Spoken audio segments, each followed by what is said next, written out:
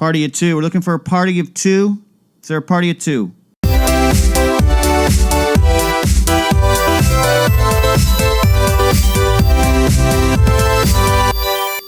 Yeah, we got a party of two right here. Welcome, everybody, to this very somber episode of the Party of Two podcast. I am one of your hosts, Mark B. Donica. And I am your other host, Andrea Donica. Today, we're going to be talking about the Jurassic Park River Adventure, which just went extinct earlier this week. And we have a sordid history, I mean sorted, not sordid history with the ride, just because of how important the film and it as a theme park attraction have been in our lives, both apart and together.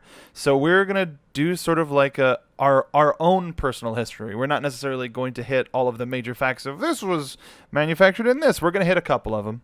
I will hit a few of the interesting historical facts. Yeah. For appreciation purposes. Sure. But this our show, we're not one of the big fact podcasts. We're providing a different experience. Yeah. So speaking of experiences, what was your experience, my lovely wife, with Jurassic Park the movie? Oh my God, it was my favorite movie as a kid.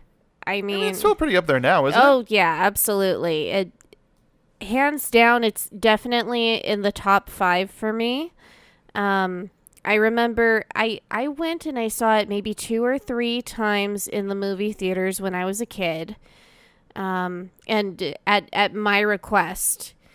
And I was young. I was maybe like 6 or 7 years old, which is kind of young for something that is kind of terrifying to watch. Oh, it's a very terrifying movie. I'm really I'm not someone that likes to go see horror films or anything. And I mean, truthfully, Jurassic Park isn't like a graphic film, but there are some terrifying moments. It's not human gore. Yeah. Like sometimes you see. Well, I mean, like you'll see like a severed arm. Oh, that's right. You see. Poor Sam Mr. Jackson. Arnold. Yeah, Mr. Arnold's arm. But you don't see too much. I mean, the rest of it is just dinosaur business. Yeah. But I've always loved dinosaurs, and the movie really struck a chord with me as a kid. And maybe it was also the fact that it was kind of a theme park too, just automatically like garnered my interest. But the score from the film especially as well, for me, that is my favorite film score of all time. Even more so than like a Star Wars or... Yes. Okay. Yeah, which is a big thing coming from me, but I mean, it is John Williams after all. Mm-hmm. And it's just so iconic. I actually have this goofy little thing. I forget what... It wasn't Blockbuster, but it was one of those stores. And they had this thing where if you sang... the music from whatever CD it was, you could get a discount on purchasing the CD. Obviously, there wasn't like a track for someone like covering a song for Jurassic Park, but my mom and I wanted the CD. So then the employee was like, "Okay, what can you do?" And my mom turned to me and I started kind of going, "La la la la la," and they gave us the discount. So that was kind of cool. That works out. Yeah. It's definitely one of the most iconic soundtracks, to the point where I would say it has more individual themes, can be more recognized, more almost as much as your Star Wars, which I think has the most memorable track by track. But a lot of Jurassic Park is stuff that still fits in people's heads and memories. I don't remember necessarily the first time that I saw the movie. I remember my brother used to have a nightmare that was related to Jurassic Park that I remember hearing about. But ultimately, I gotta watch my Uz. Sorry, everybody. It's ultimately one of the movies that sticks in my memory. And everybody's. This is a movie that I can't imagine too many people not liking. There's so much to like. The only thing that you need to really, if somebody hasn't seen the movie now, the only thing that you really need to sell people on is, hey, Jeff Goldblum and dinosaurs. Yeah, exactly. The fact that the digital effects still hold up today is remarkable. We got to see, was it the 20th anniversary? It was. Because they're celebrating the 25th right now this year. For the 20th anniversary, they did a 3D re-release of Jurassic Park. Oh, it was so cool. And I was so excited. I was like, Mark, we have to go do this right now. Twist my arm. It was one of those things that the 3D transfer, usually when it's a movie that starts as a 2D film but gets taken into 3D, it looks cut-outy, cardboardy. Just okay, usually. But, I mean, they do their best, of course. Instead of cutting things out and sort of changing the plane, the three-dimensional plane on the z-axis of where something is in the screen, they did a lot more with, like, blur.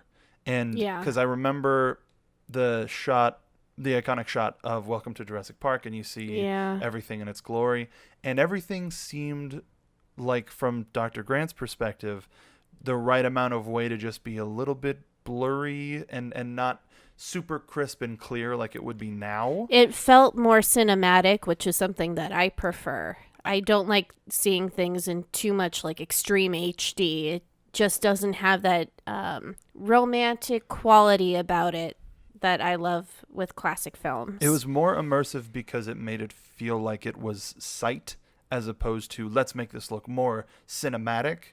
It made me feel more than more than a lot of other 3D films like I was in the frame with it. Similar to what we saw, How to Train Your Dragon 1 or 2? I think it was 1 we saw in 3D. And there was a scene where there was fire and ash falling from the sky, and it felt like we were in that. Yeah. And that's one of the only other moments where I can feel a similar immersion. But, I mean, when it comes to immersion, the Jurassic Park ride is one of those attractions where Universal says it a lot, live the ride, and stuff like that. But then the closest thing to living the ride is getting a screen put in front of you because you feel like, or live the movie, ride the movie. Ride the movie. Ride the movie. And the closest thing you get is something like this or Terminator 2 3D, which was a very fun and different experience. And I don't know what could compare to that moving forward. But when it comes to Jurassic Park, you're in the park. The dinosaurs are right there. Do you remember the first time you went on this ride? Me neither. That's fine. No, I mean, it was a normal thing for me. Like, still, of course, very, very exciting. But I had this tradition of every summer, my cousins and my aunt would come to visit for the summer. And for the few weeks that they would be there, because they were visiting from France, we would get annual passes, and we would go several times a week for entertainment. It was such a great deal. And plus, they had the all-day dining options as well. Back in the day, man. Oh, yeah. We utilized that.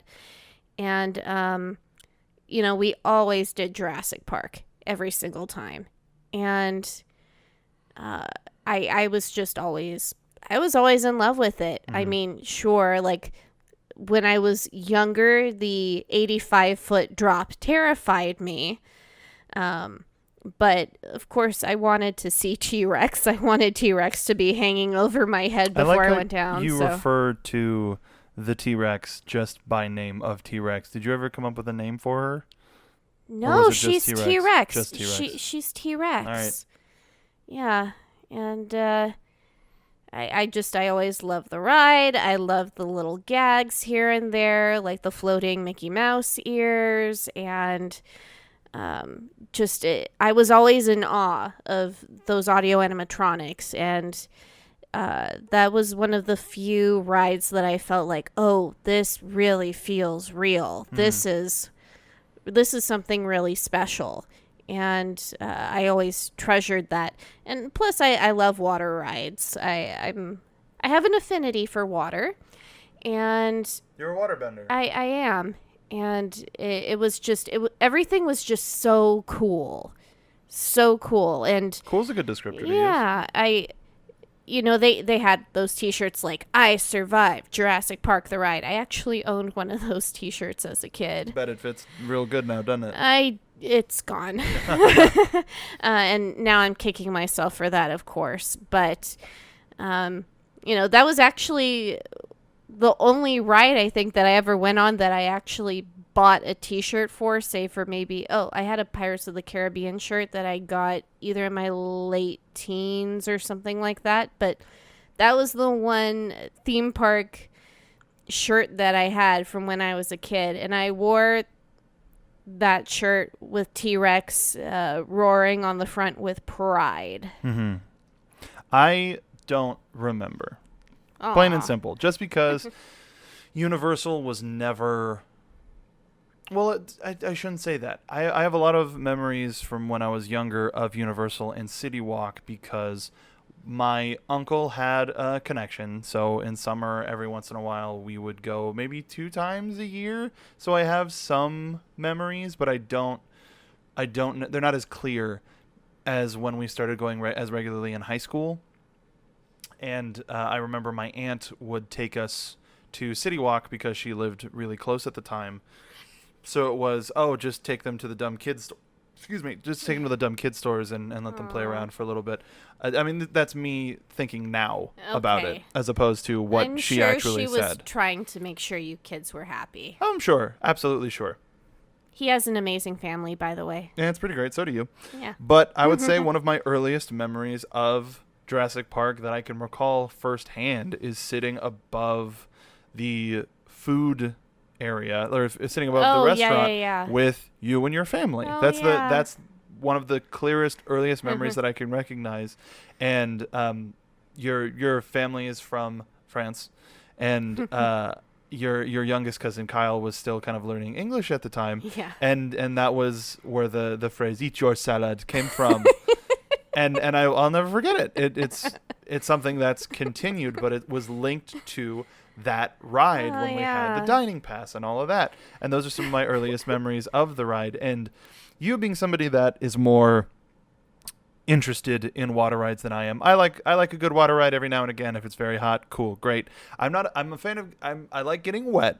I don't like getting soaked.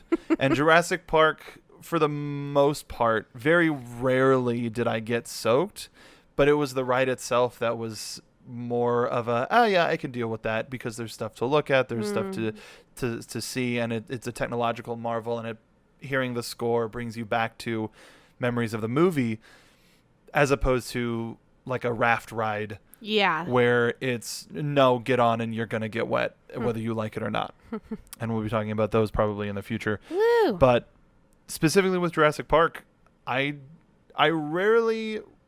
remember we've gone to the park so many times. We've had annual passes for a while, and pretty consistently on and off a couple of years. Yeah. But even with then, even during the winter or colder times, I don't remember me being a lot more upfront than with other water rides of like, we're not going on that today. Yeah, no, Jurassic you Park always was a little bit more, well, especially because Universal's doesn't have like as many attractions to hit. A day's worth of attractions. So with that, and us kind of having the system figured out of, we drop our stuff off at Mummy, whatever has we go on Mummy, we go on Jurassic Park, we dry off on Mummy, we take our stuff, and then we go to whatever's next.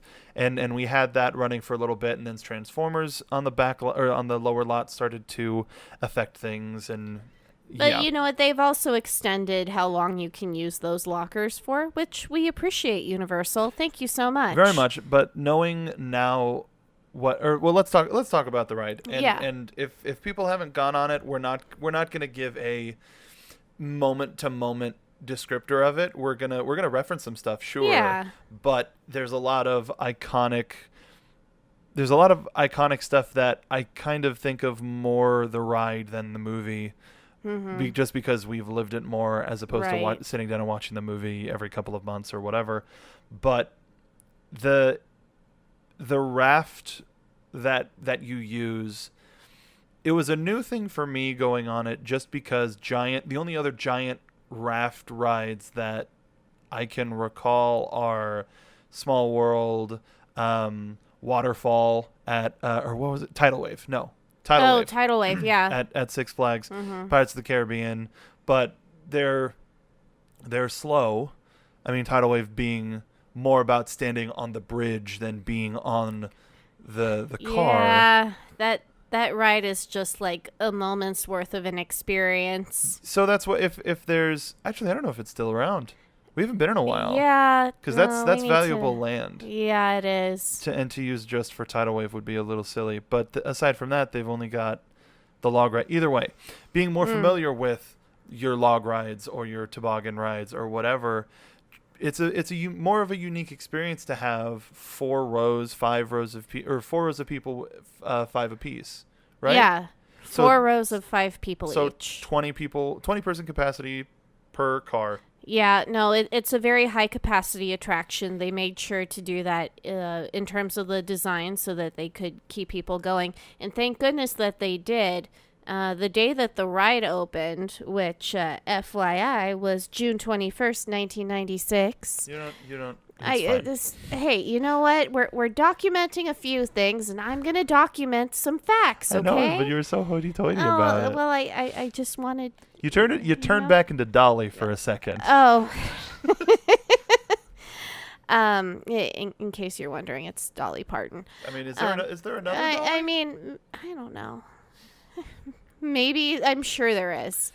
But basically, there was so much hype for this ride opening that the freeway was completely shut down, like completely backed up. Of course, the line was hours upon hours long. Everyone wanted to go on this ride, and the demand for it has been nonstop I think ever everybody since. may just wanted to see Jeff Goldblum. I mean, there's that as well. Yeah, Jeff and Steven were both there, along with a couple of other Personal friends, we know they're listening. Yeah, Jeff we and do. Steven. Hey, man. What? This is the banter we advertised in the first episode. Sure. And actually, the entire Jurassic Park property was really Steven Spielberg's idea.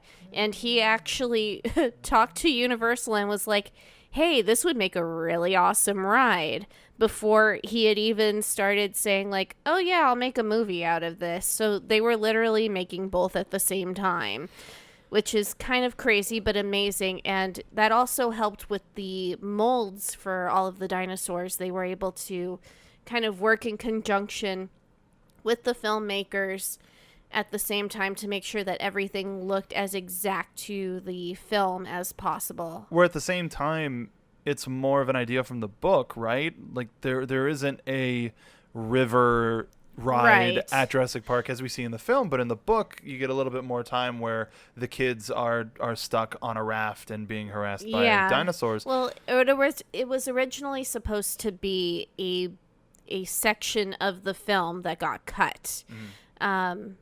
For time and whatever other reasons, but Universal was like, hey, Steven, this would probably make a really interesting ride. And I mean, we can't make an animatronic T-Rex chase a Jeep down in a ride, because they didn't have the technology to do that. I mean, I'd still be surprised if people did that Yeah, now. that would still be kind of tricky. I mean, maybe like if they were off to the side of a show building with like a Kuka arm.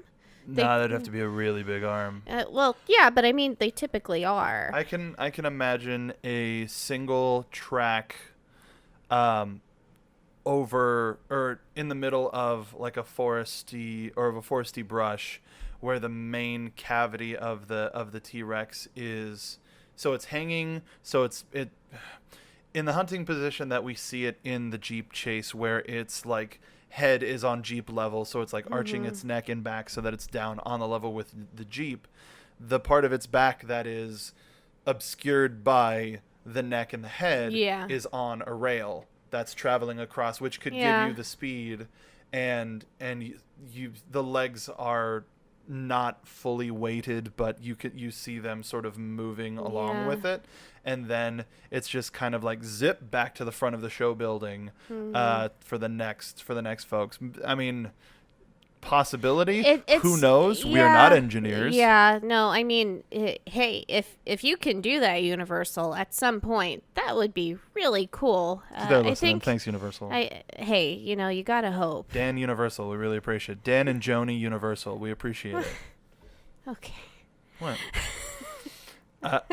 So, the fact that it was a river ride wasn't necessarily a deal breaker, especially as kids. We were like, oh, this isn't in the movie. It was more, we hear the score, we see the logos, the yellow and red. Well, it's also your own personal Jurassic Park experience. Mm-hmm. I appreciate when a ride is your own experience, that you're not just rehashing the movie, because if you're just rehashing the movie, you already know what happens. And especially for something that's so thrilling as the idea of Jurassic Park, you should be kind of surprised as to what's going to happen. Sure. And I will say that a lot more so than Disney, Universal is better at making new experiences based on a property. Yeah.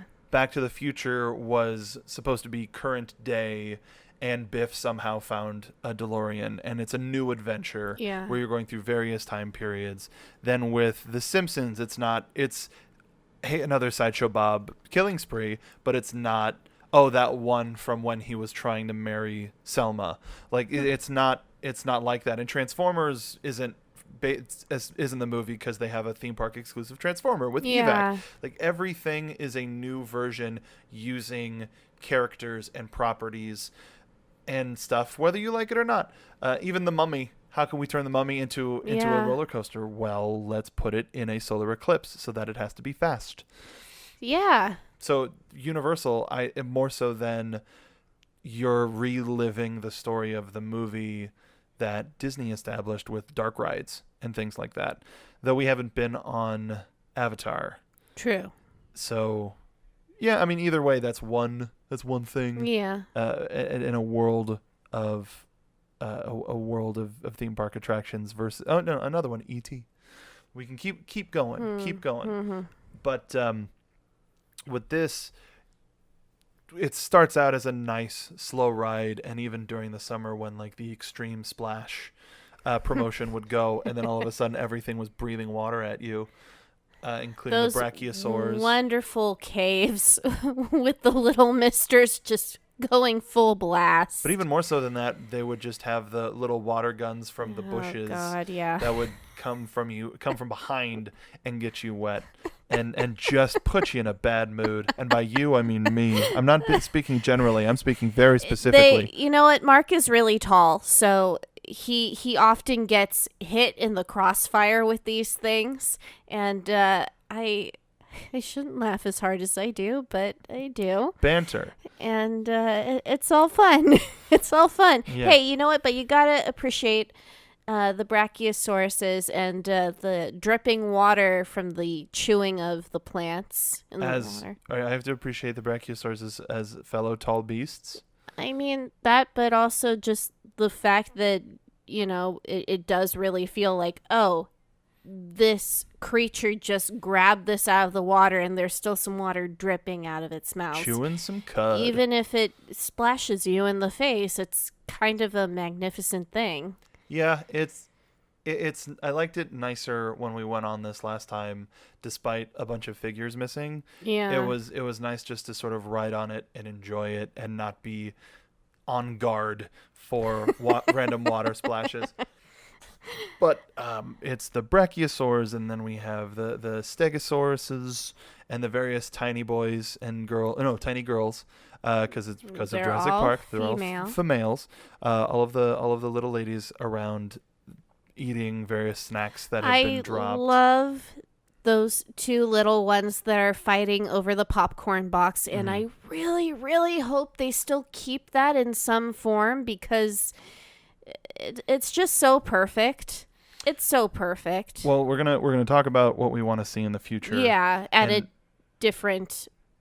Oh no! Today. What? Oh, today? Yeah. Oh, okay. Yeah. All That's right. what we're All talking right. about. Okay. Anyway, but the stegosaurs, the hadrosaurs. Would you say that the real ride? Where would you say the ride begins? Because it starts as this sort of experience, and then once you see Hadrosaur Cove is blocked out, and you go through to try to escape.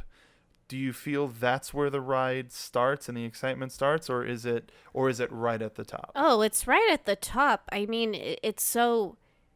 There is so much anticipation before those big wooden doors open up for you to be. And, Hammond says, "Welcome to Jurassic Park." And there everything is. That's him. That's one. It doesn't sound like the ever-flowing river. I'm quite sure it's him. At the very least, he was also recorded for a lot of stuff in the queue. Oh, you know what? Yeah, no, it's not. It can't be him. No Attenborough-esque accent. You know what? I feel like I wonder if it's his voice in Orlando, but now I'm just racking my mind here. Well, it's hard when we have multiple experiences in our brain at the same time. I don't see it. Oh, that's a nice Redbubble shirt. Oh, what is it? Time and Ever-Flowing River. Oh, I want it. Without even seeing it. Sight unseen. We are currently representing our Jurassic Park love on our very popular video podcast, Party of Two. I have an idea some time to figure out a video way for us to do this, but right now we're sticking with what budget can allow. Yeah. And also it means that we don't have to get gussied up, and we can just however we are. We don't have to put makeup on or do our hair or whatever. It's just, hey, let's record audio. So the madness begins as a whole bunch of spitters start attacking the. Well, no.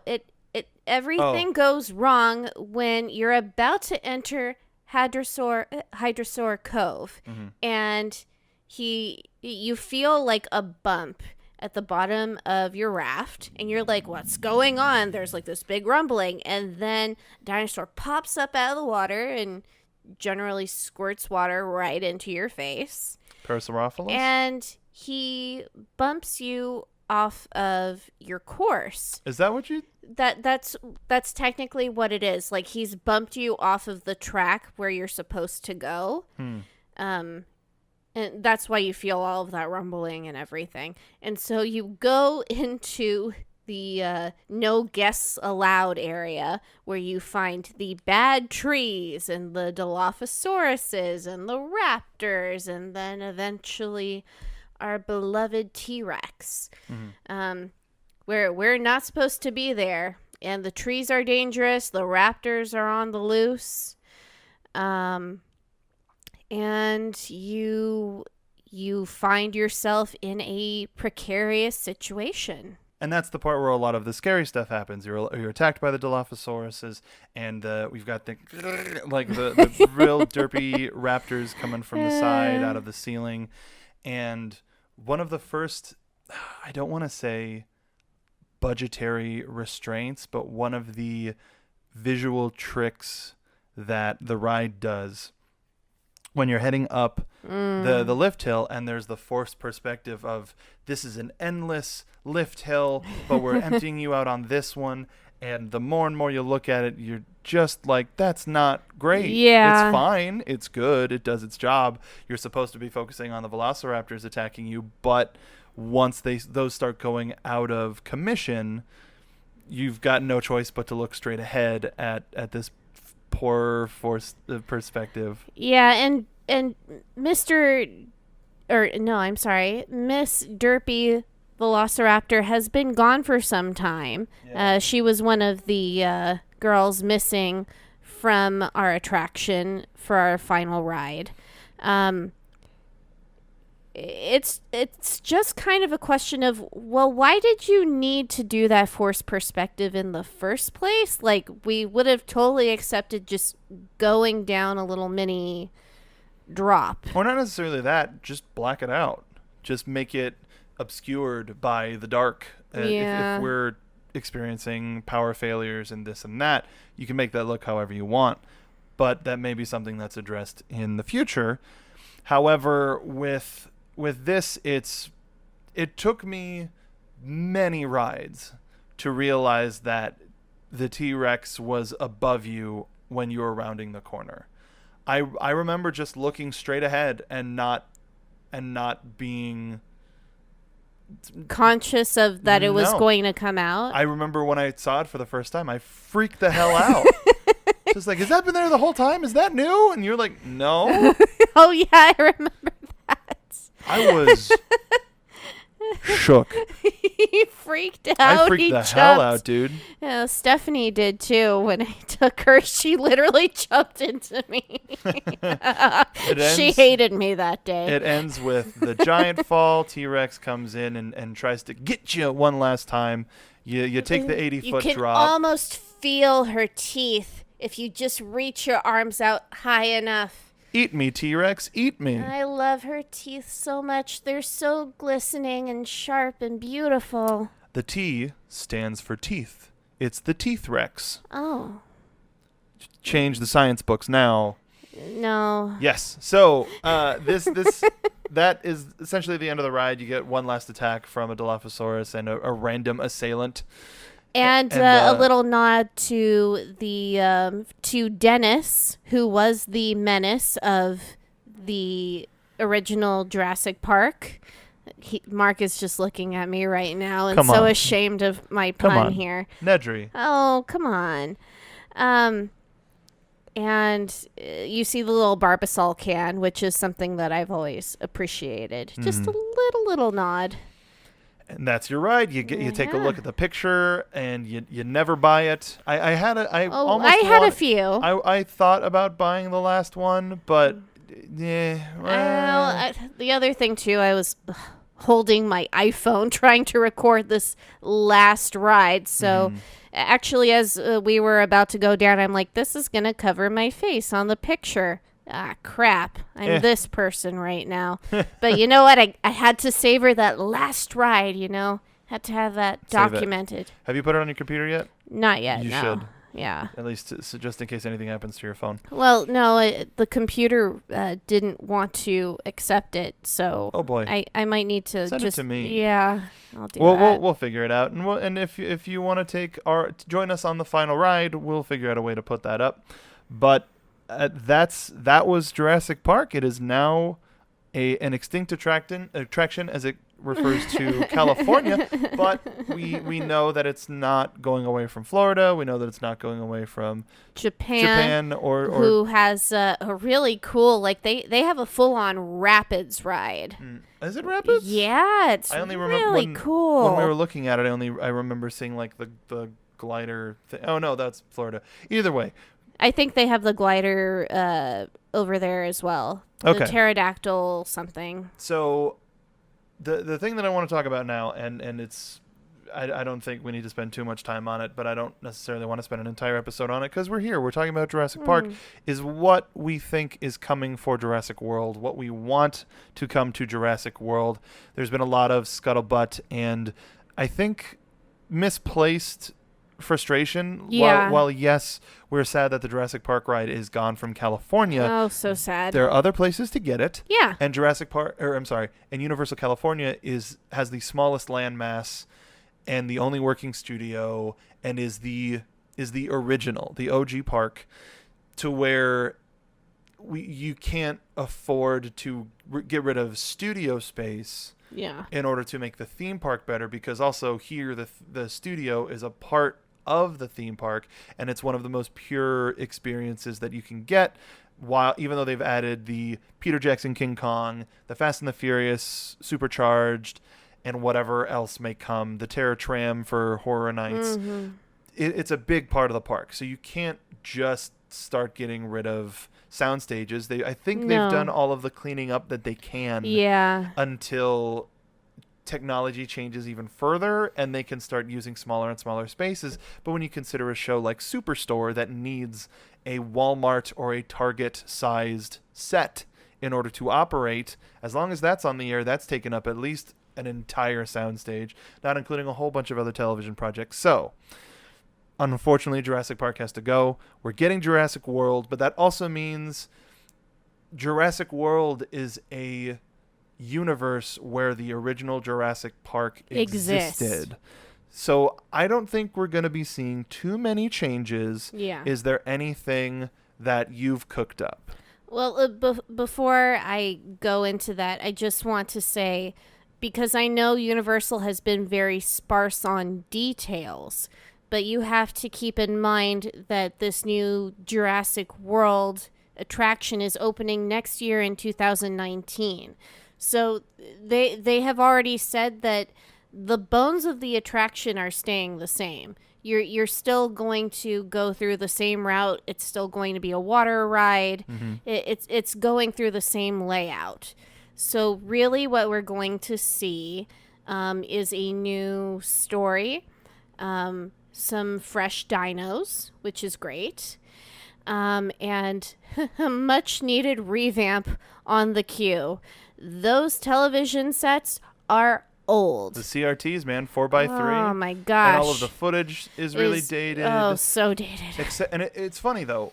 We waited at least probably an hour and a half for it, even though it said it was 50 minutes. Liars. It's supposed to be up to date.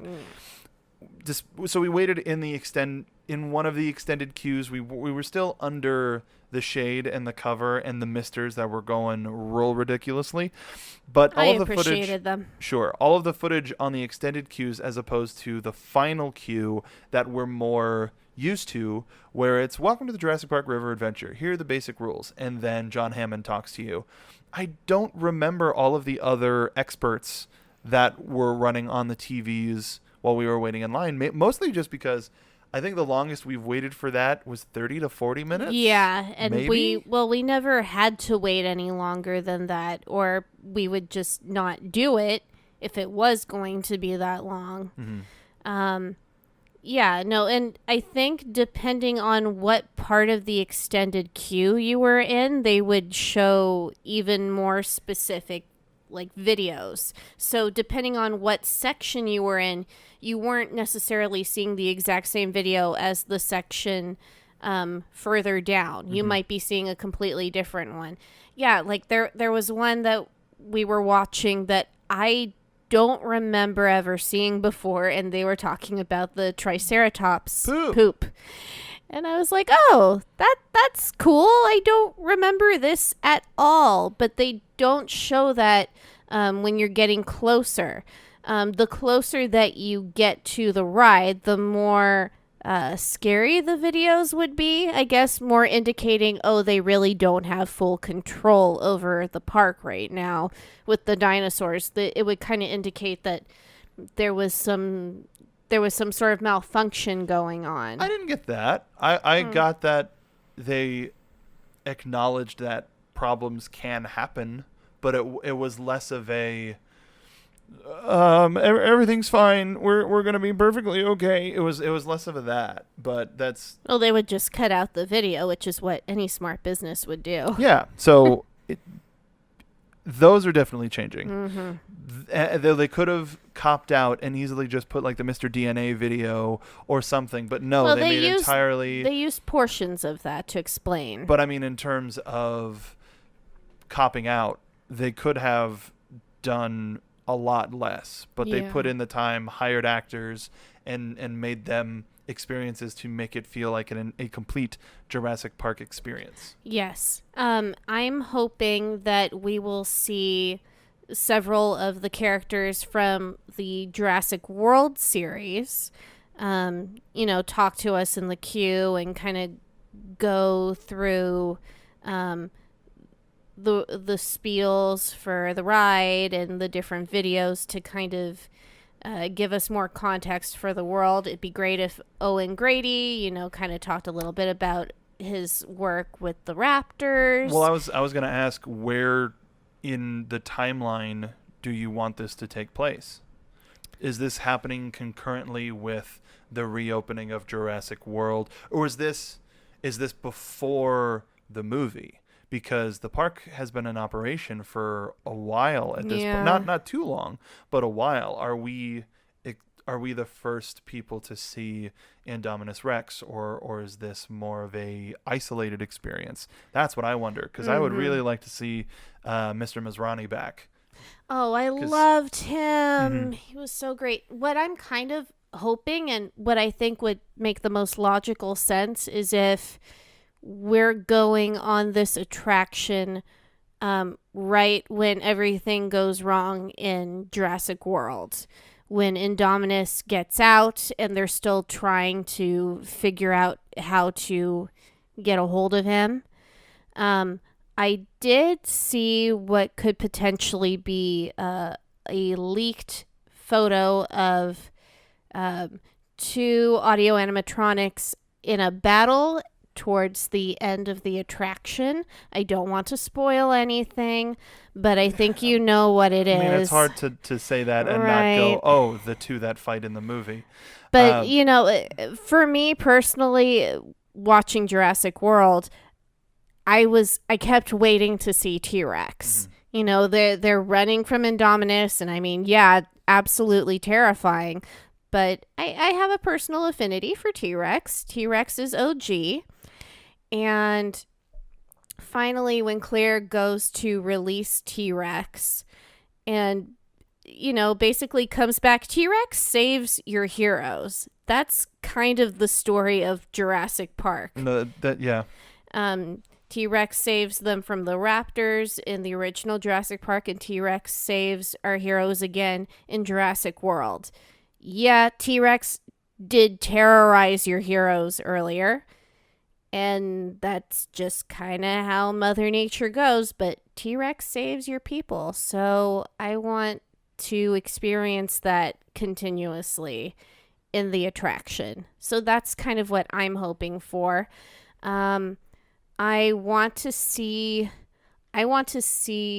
better articulated audio animatronics, and I want to see better upkeep overall. I think one of the things that could help upkeep is if they, and it kind of sucks because we would lose some part of the appeal of the original ride, but I would like to see a lot more of the ride be indoors, or at least one more section of it be indoors. Because then you can really play with interaction. You're not subject to the elements. While it doesn't rain that much, the sun can also be equally as damaging. Yeah, we've seen the skin of the dinosaurs change a lot over the past times that we've been going. So, yeah, I would like to see a little bit more undercover, even if it's the opening. Even if it's the opening, even if you stay. You come down from the chute, you splash outdoors. It's similar to like a Cars ride thing, to where you're outside until just before the unload, where you go back inside and you see a final story element. Like with the Fast and the Furious Supercharged, that projection stuff that they do, where it's the real actors on a set and you see the set, but the actors are a little flat. Like that could be a place to start. I saw that eye roll. That could be a place to start. But I have certain feelings about projections being overused, especially in Universal attractions. That is another thing that I'll say. I really want to keep things 3-dimensional, audio animatronic. I understand wanting to use, the actors that you have that are, in their prime right now and directly from the film. I get it, absolutely, but I don't want to see them rely on that for this, because it only takes a couple of years for that footage to fade and not to take care of it, and then it's going to not look so good. But specifically from Fast and the Furious, I don't mean the actual ride part. I mean as you're loading in, when it's the sets and it's the physical stuff with the actors on it, where only if you really kind of focus you go, oh, that's a flat surface. That's what I mean. I don't mean like a King Kong or the main crux of the supercharged ride. Yeah, no, I know, but for me personally, it still doesn't register as well. And while I do agree with that, you don't have to. That's a lot less technical upkeep, especially now you shoot that in 4K. That's gonna last a long while because consumers hitting 4K isn't probably going to happen for another 5 years to start with. And I being able to see people interact as if they're there, you can kind of get lost in it like you are in a movie. Like we haven't seen the Fast and the Furious movies, but the scenes that we get in, and we personally, the two of us, the scenes that we get on the ride with Vin Diesel and like with the entire cast, because I'm having trouble naming them because I don't know them. Tyrese, that's another one, and The Rock. But getting those scenes and seeing everybody interact, and even The Rock winking at us. That is my favorite thing. He's The Rock. Actually, let's go, Cookie Puss. Like he winks twice at you. Those scenes are a great way to feel established in the ride. Yeah. And I think they could help. I'm not saying rely on them. I'm not saying we get, and especially not like the Kong in Florida where it's roll up to a screen. I don't mean that stuff. But in terms of being able to play with animatronics, you don't have to build. And similarly, in the ride, they haven't built an entire Brachiosaurus. They just sort of build the top part and their neck and the hadrosaur. But something in a similar thing, you can play with a lot more scary of it by even just seeing the left side of Indominus's face just coming up, being like, "I see you and I'm following you." And there's a presence that you get at the very beginning that follows you throughout the entire ride while not necessarily being there, like Jaws. Ah, that's fair. I will say also doing the partial building. I'm hoping that we don't see the obvious mechanical working so clearly as we have with Jurassic Park. For the opening sequence with the Brachiosauruses, I mean, you would only just kind of look over, and I mean, they're obviously if they're not doing so hot, or if the water is too clear, you can see that the water and the dinosaur doesn't continue down there. So I'd like to see them maybe plus up some fog effects, which I know Universal is really good at doing. I've had many cough attacks from them as a result. I would just like to see them plus that up, maybe add some more foliage, whatever you gotta do. I just want to feel like I have a real dinosaur in my face, and that is why I love this ride. Being able, you can't necessarily control the weather unless you put a roof on it. And it's difficult to do it, especially being able to be immersed and seeing the ride around you and seeing the flora and the fauna and being outdoors is one of the major pluses to the ride. But I think lifespan wise, if we're getting one more Jurassic World movie in 2021 and this is supposed to outlive that, it's got to be stuff that can be sustainable. Yeah. So we is there anything else that you want to predict for the Jurassic World ride, or should we finally get on this ride and go? I don't know. I feel. Or is it more like you don't want to stop talking about Jurassic Park because it might go away? Yeah. No. If we get on this ride, that means we won't be able to get on it quite the same way again. I'm scared. Don't be scared. Here, take my hand. Take my hand. Okay. All right, we're actually holding hands. This is real. So we'll definitely talk about the Jurassic World ride as more updates become available. But until then, why don't you follow us on social media, Andrea? Yeah, you can follow me at Make It Aqua on Twitter, and if you want to check out my Instagram, I've got some Jurassic Park, the River Adventure posts up there at Princess Briar Rose. And you can check out a lot of the photos that we took on our Twitter account, which is Party of Two Pod on Twitter. we got a lot of really nice photos. We got some even better ones thanks to certain cast members that led us behind various gates. It was nothing too special, but special enough.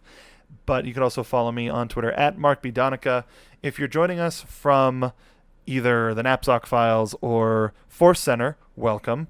I want to have Ken on when we get a little bit closer to Galaxy's Edge opening up. But we got to get on this ride. We want to thank you for joining us on this one and helping us eulogize Jurassic Park the ride. Let us know some of your favorite moments from the ride if you've been on it in California, or what you want to see in the Jurassic World attraction. But this is Party of Two. We're about to get on this ride. Thank you so much for everything, Jurassic Park. Thank you so much. I'll miss you. And we'll see you on the next ride.